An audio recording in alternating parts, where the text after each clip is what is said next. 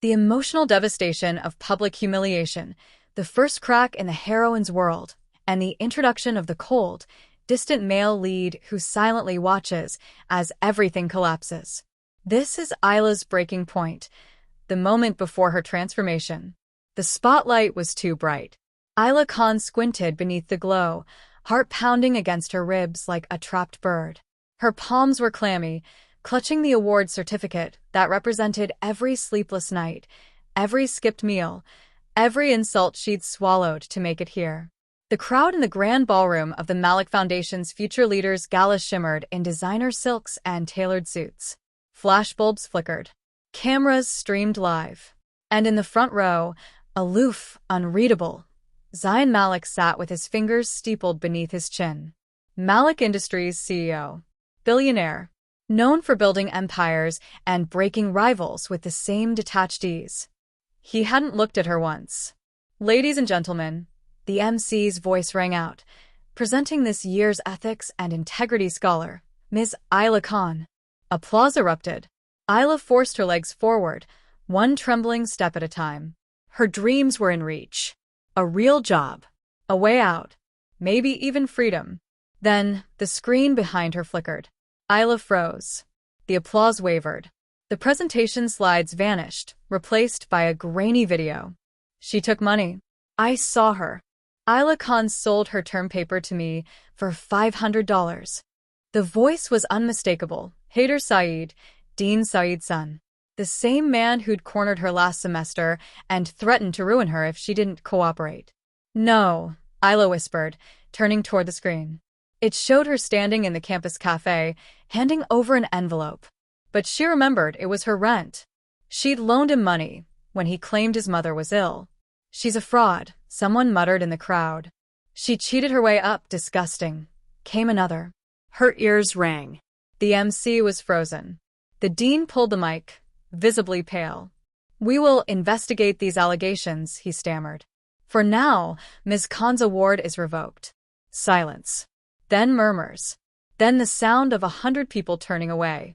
Isla's legs buckled slightly. Her fingers dug into the certificate. Her voice rose, hoarse with disbelief. That video is edited. That's not what happened. No one listened. Except Zayn Malik. Still seated. Still silent. His dark eyes locked onto hers. His gaze was unreadable. Not judgmental. Not sympathetic. Just watching. It made her chest ache. She'd always believed hard work would be enough.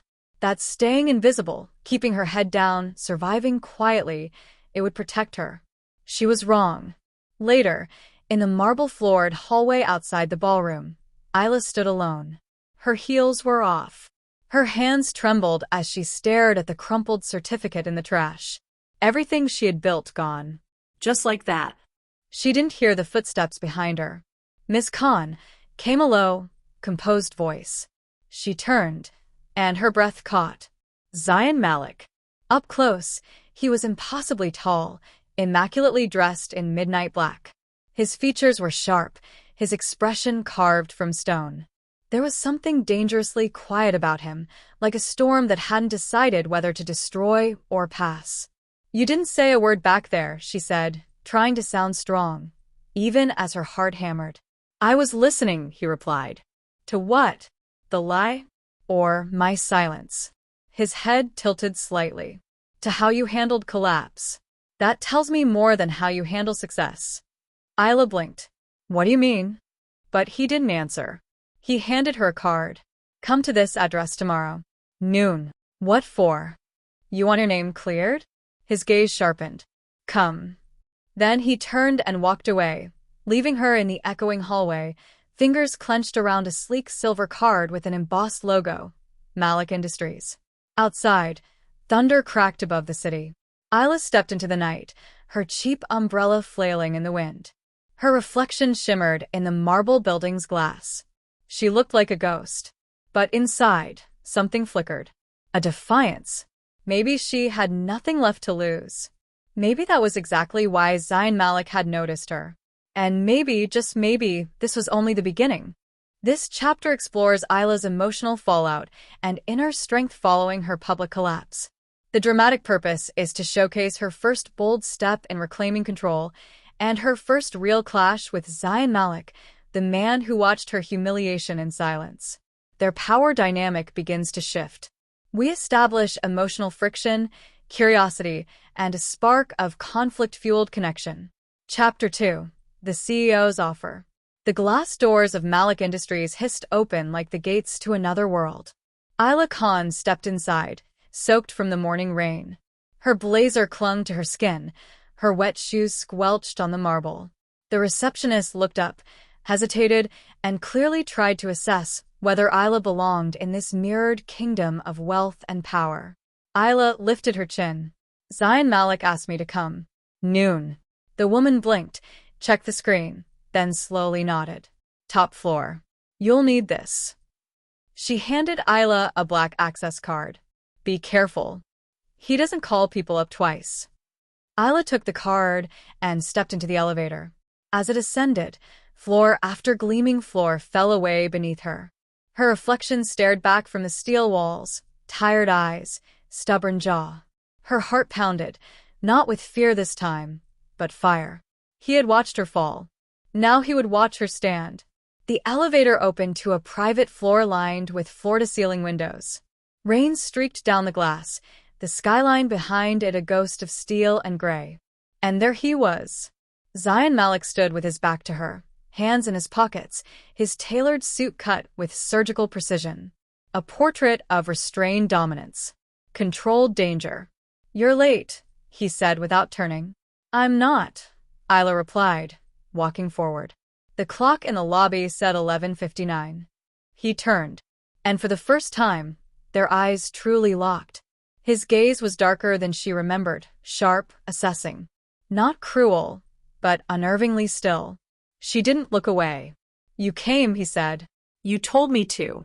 And you were at my execution last night. I figured the least you owe me is a sentence. A corner of his mouth twitched.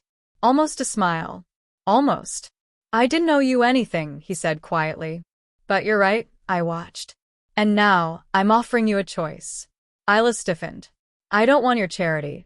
It's not charity. He walked toward a desk, picked up a thick black folder, and set it on the glass table between them. It's a position. Temporary contract. Ethics advisor. High compensation. Discreet clearance. It's yours. Her breath caught. Why me? You saw how fast public perception turns, he said. I need someone who knows what it's like to be destroyed without proof. Someone who understands how to spot lies, because they've been burned by them. And you trust me with that? She asked, eyes narrowing. No, Zayn said. But I'm willing to take a calculated risk. Isla's pulse thundered in her ears. The power imbalance was brutal, him standing in a tower of glass and gold, her in her soaked blazer and scuffed shoes. And yet he was the one who had reached out. She stepped closer. What's in it for you? She asked. Zayn didn't flinch. A reputation shift. Hiring the woman everyone believes is a fraud? It shows I'm either ruthless or visionary. Either works for me. So this is a PR game. It's business. He folded his arms. Take the offer, or walk out and try to rebuild with nothing but your name, which, at the moment, is ash. Silence crackled between them. Then Isla reached for the folder. Her fingers brushed his. He didn't move. I'll do it, she said. But on one condition. Zayn raised an eyebrow. You're not really in a position to bargain. I am, she said, voice steady. Because if this is a test for me, it's also a risk for you. One leak, one bad press angle, and you've hired a fraud to clean your image. So my condition is simple. If I prove this was a setup, you help me clear my name publicly. Zayn's eyes flickered. For a moment, something passed through them. Surprise, maybe. Respect? He extended his hand. Deal. Isla hesitated, then shook it. His grip was cool, firm, distant. But the electricity that ran through her arm was undeniable. Hours later, Isla sat at a new desk on the 26th floor, staring out at the city that had turned on her overnight. Her name badge gleamed. Isla Khan, Ethics advisor, temporary clearance. She should have felt small. But instead, she felt dangerous. Like something had woken up inside her. And she didn't know it yet, but from across the tower, behind smoked glass, Zayn Malik watched her. For the first time in years, he couldn't focus. Not on the numbers. Not on the meetings. Because the girl who walked through fire yesterday now sat in his kingdom like she belonged. And part of him wasn't sure if she was here to work, or burn it all down.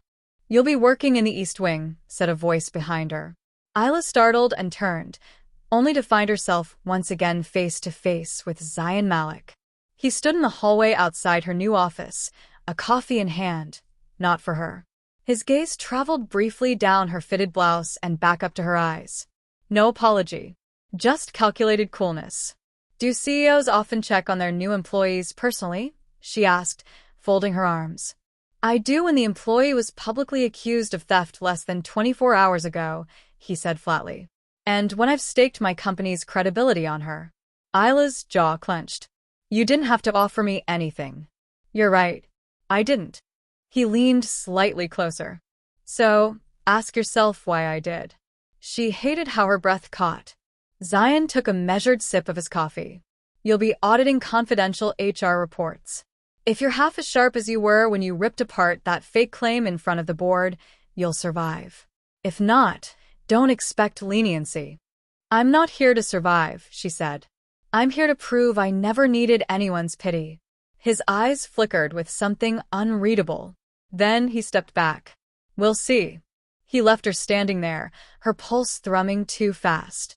She wasn't sure if she wanted to slap him or learn him. Hours passed. She buried herself in reports, policy loopholes, and whistleblower complaints. Yet his voice kept echoing. "Ask yourself why I did." She didn't have an answer. Not yet. By 6 p.m., the rest of the office had emptied. Rain hit the windows again. Isla stayed, eyes scanning a string of internal emails, until one message stopped her cold. Subject: Confidential, Severance NDA. The sender was someone named Nadia R. The recipient, Zayn Malik. Isla clicked, and her heart twisted. The email was from 3 months ago. It referred to a hush payout made to a junior staffer who claimed she'd been wrongfully dismissed after accusing someone from Z. Malik's executive circle of coercion. There was mention of surveillance gaps and a deleted complaint. Isla stared at the screen. So this was why he hired her. Damage control. Or worse, guilt. Suddenly, her door burst open. "Why are you still here?" Zayn's voice snapped through the silence, like a whip. Isla looked up, startled. "I'm working. Isn't that what you pay me for?" His jaw ticked. He stepped inside, closing the door behind him. "I told security to clear the floor by 6, he said. "You shouldn't be here alone." "Why?" she challenged. "Afraid I'll leak something, or dig up one of your skeletons?" There it was. A flicker of fire in his eyes. "You don't know me," he said lowly. "No," she agreed. "But I've started to see the cracks in your kingdom." Zayn walked forward until he was just inches from her desk. "There are things you don't understand," he said. "That girl who took the NDA, she didn't want justice. She wanted leverage. She played the system." "And what if someone said that about me?" Isla snapped. "That I deserved what happened? That I made it up for attention?" Silence. Zayn's face shifted. Barely, but enough. "You're not like her," he said quietly. "You fight like you have nothing to lose." "I did have nothing," she said. "Until yesterday." Their eyes locked. The air between them was charged, fragile, a live wire stretched too tight. Then Zayn's hand dropped to the edge of her desk, fingers brushing a paperclip she hadn't even noticed she'd been twisting. His voice softened, just a fraction. "Be careful, Isla. Not everything here is what it seems. And not everyone is your enemy." He turned to leave. But before he reached the door, she said, "Then who are you, Zayn Malik?" He stopped, paused. And without turning back, he said, "That's the real question, isn't it?" The door shut. Isla sat frozen, heart racing. She didn't know what just happened. But she knew the way he looked at her wasn't just business. And it terrified her. This chapter drops the bombshell, the twist that flips everything. A secret from Zion's past collides with Isla's present. Either Isla uncovers something buried, or she is revealed to be hiding something herself. Their fragile emotional tether is tested, and trust begins to unravel. The chapter ends with a moment that changes both their fates. Permanently. Chapter 4. The Secret in the Envelope. The rain had stopped, but the tension hadn't. Isla's phone buzzed as she stepped into the lobby the next morning, clutching her coffee like a shield. Unknown number. Check your office drawer. Trust no one. Her heart stuttered. She scanned the room. No sign of Zion. No one even looked her way. Still, something cold slithered down her spine. She rode the elevator up in silence, each floor ding feeling like a countdown. When she reached her desk, the morning sun was slicing sharply through the blinds, catching dust particles in gold-edged suspension. She opened the drawer with shaking hands. There was an envelope. Plain. Unmarked. She looked around. Alone. Her fingers trembled as she tore it open. Inside were two things, a printed email chain and a photograph. The email header read, from legal@malikindustries.com to z.malik@malikindustries.com. Subject, urgent, paternity suit settlement proposal. Isla's breath caught in her throat. She scanned the first lines. Mr. Malik, attached, please find the draft settlement in regard to Ms. L. Carvale's paternity suit. Note that genetic test results attached confirm a 99.97% probability. Ms. Carvale has requested this matter remain sealed. Isla's gaze snapped to the photo tucked inside. Two toddlers. Twins. One with Zion's eyes, the other with his frown. The paper slipped from her fingers and fluttered to the floor. Twins. His twins. And he hadn't said a word. What the hell is this? She stormed into his office 30 minutes later, slamming the envelope on his desk. Zion looked up from his laptop, expression unreadable, calm like glass about to shatter. I asked you a question. He slowly closed the lid of his laptop. Where did you get that? Oh, we're skipping the denial phase? Isla shot back. You have children? And you hired me knowing what? That no one else would dig too deep if I was the distraction. His eyes flashed. You were never a distraction, Isla. Then what was I? Temporary damage control? Or just the next girl to clean up your mess? Zion stood, not in anger but in control. And that scared her more. I never meant for you to see that. It's complicated. Try me, she snapped. His jaw flexed. The mother left. Didn't want a scandal. Signed over full custody. I've supported them in every way. But not emotionally, right? She cut in. You kept them hidden like a shameful secret. A beat of silence stretched between them. Zion's voice dropped. I don't parade pain, Isla. I contain it. That silenced her. For a moment. Then, you looked me in the eye and made me feel like I was the only one you saw. And you had this sitting behind closed doors? Zion's shoulders dropped the slightest inch. Isla, he said quietly, you were never supposed to matter. A blade to the chest. She turned to leave, but he grabbed her wrist. I didn't mean that how it sounded. She yanked her arm away, voice cracking. Yes, you did. I just wasn't supposed to get close enough to see the wreckage. She walked out without another word. And this time, he let her. Isla stood outside the building in the cold wind, trying to slow her breathing. Her mind was spiraling. Twins. His twins. He'd lied. He'd looked her in the eye with those dark, hollow CEO eyes and made her believe she was seen. She was nothing more than the latest name in a long string of cover-ups. Or was she? Her hand drifted to her stomach, a subconscious motion she didn't even register until she felt the flutter.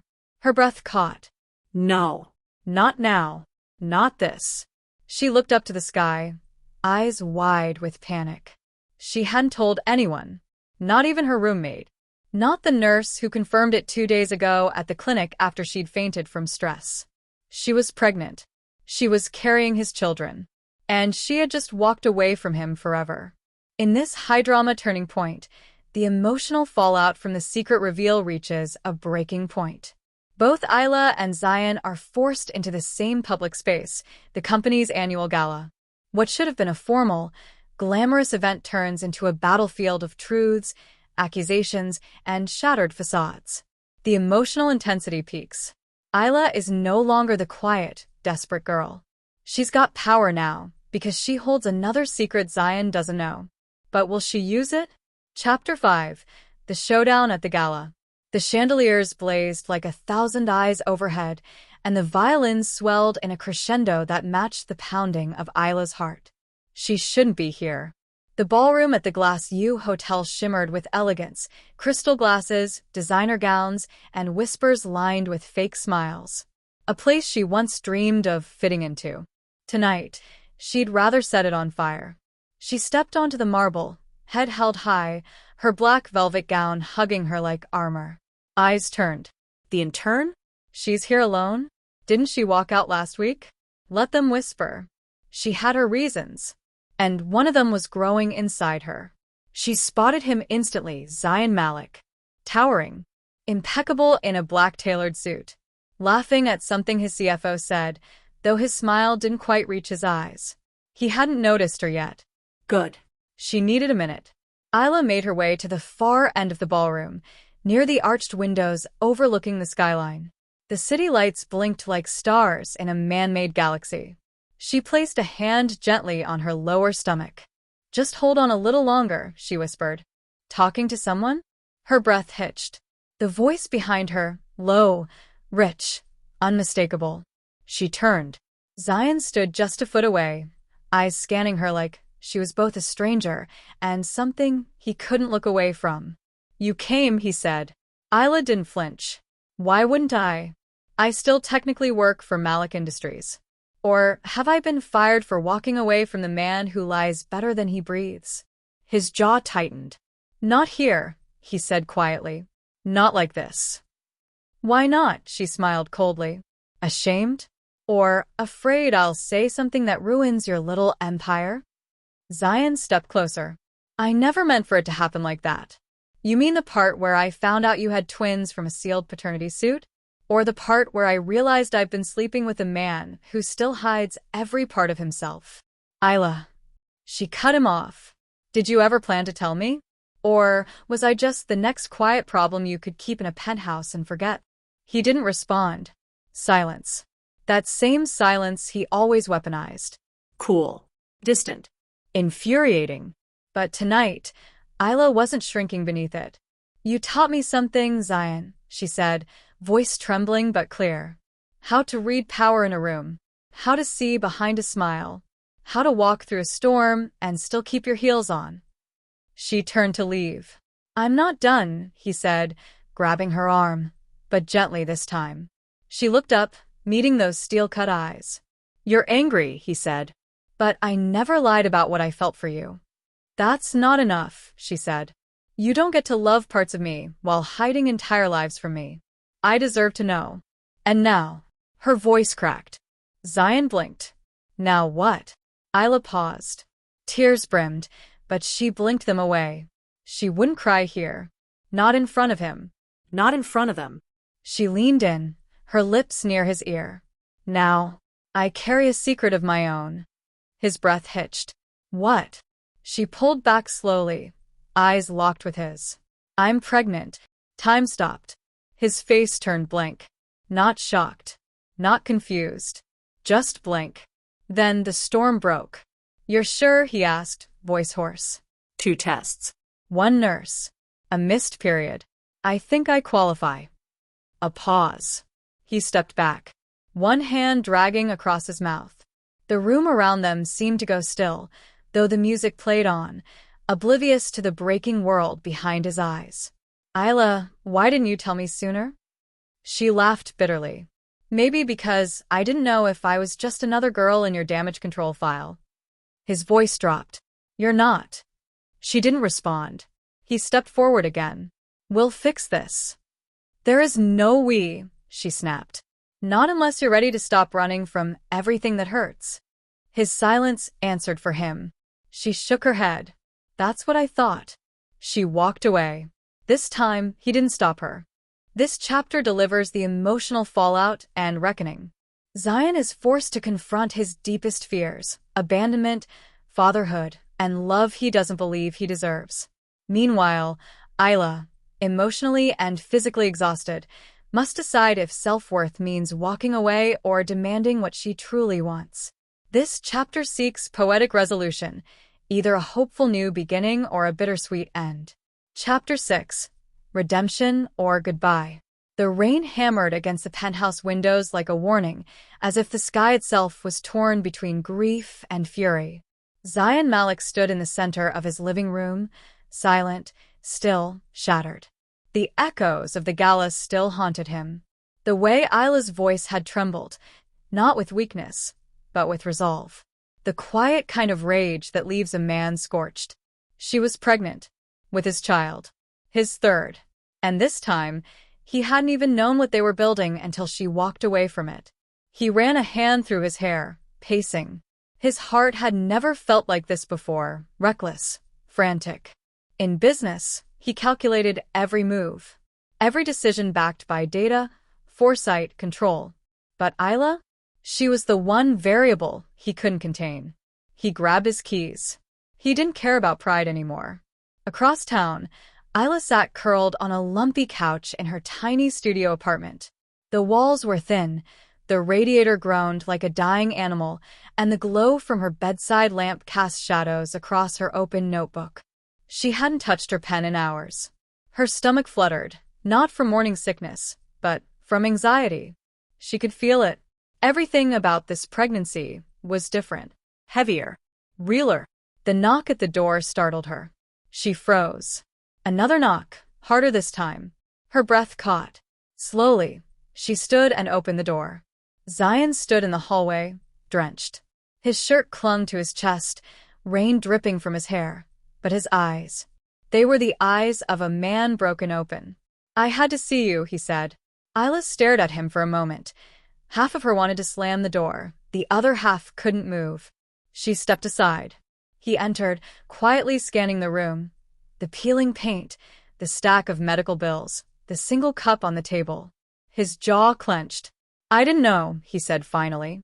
"I didn't know what I was doing to you." Isla crossed her arms. "You knew enough to lie. That part was intentional. I was trying to protect what I had left." "You mean your reputation?" "No," he said, voice low. "My children." That made her falter. He stepped forward. "I lost them once. The court, my ex, took them out of the country for a year.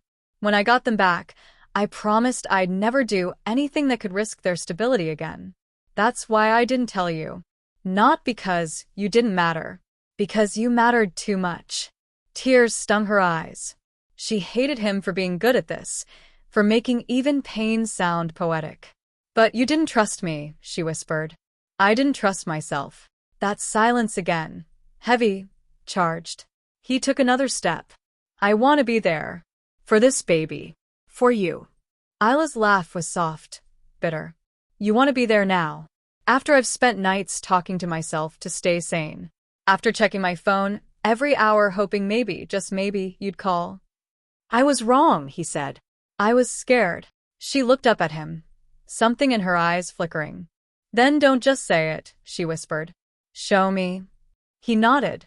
Slowly, he knelt, right there on the floor of her cheap apartment, and placed his palm gently on her stomach. She sucked in a breath. "I know I messed up," he said, "but I want to do this right. No more secrets. No more silence. Just us. And them." A tear slipped down her cheek. "Even if I can't forgive you yet?" "I'll wait," he said. "Even if it takes a lifetime." Isla closed her eyes. For the first time in weeks, the weight in her chest loosened. Not vanished, but loosened. Maybe this wasn't the perfect fairy tale, but maybe it could still be theirs. She opened her eyes and nodded, just once. Outside, the rain slowed to a drizzle, and the city lights blinked quietly, like the world was holding its breath for them.